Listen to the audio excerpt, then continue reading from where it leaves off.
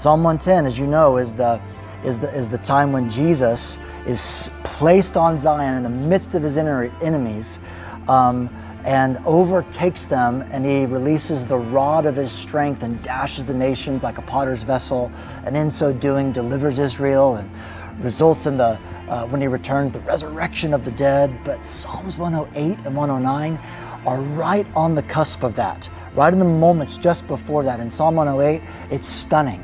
In Psalm 108, you could call this the pre-battle song, or the sword song of Jesus. And we find that Jesus declares in the first verse that his heart is steadfast.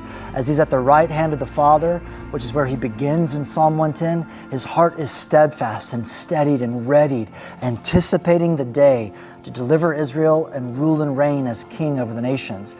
And he says, moving on in Psalm 108 verse 2, which is the kind of the context giveaway related to the end times, is that he supplicates God, he intercedes in a way that says, be at my right hand, Father, when I go into battle.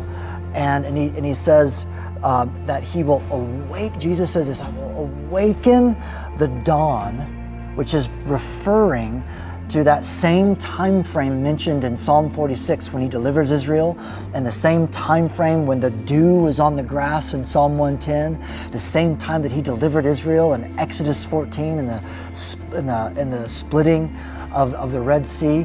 He is going to save and awaken the dawn and deliver them, but he's going to sing.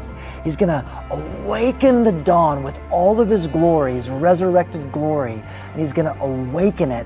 And that song seems to be the very thing that quickens the dead in Christ, Jew and Gentile, in the resurrection of the dead, which is mentioned in Isaiah chapter 26, verse 19, when it says, the earth will give birth to the dead and they will sing. And so in context to that seventh trumpet song, Jesus is singing, and his heart is steady until that day when he delivers Israel. And he goes on and says that he's going to do it with all of his resurrected glory. And as the glorified man, the glory of the uncreated God will sing, and it will result in that. And his heart is anticipating that day that he's going to do that. Then in Psalm 109, it is so crazy because we find one of the most intense imprecatory prayers, which is essentially a prayer of judgment, ultimately a prayer of damnation, which is just so intense. But when we hear it coming out of the mouth of Jesus, we discover something quite profound. We actually discover that Jesus prays, which ultimately we discover for the Antichrist. What is that?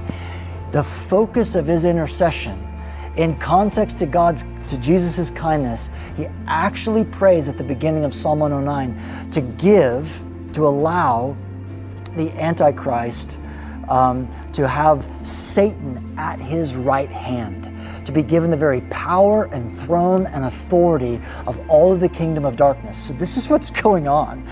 Jesus essentially asked the Father, be at my right hand for the Psalm 110 battle, and then in his sovereign authority allows the very throne of Satan to be at the right hand of the Antichrist for what I call Psalm 110, the great day of the battle of the right hands.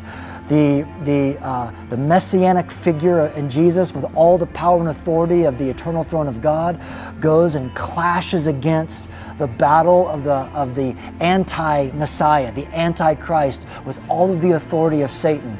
And all of this Jesus sets up in order for Israel to be delivered. And it actually says in Psalm 109 that he might stand at the right hand of the poor, which is Israel in context of Psalm 109.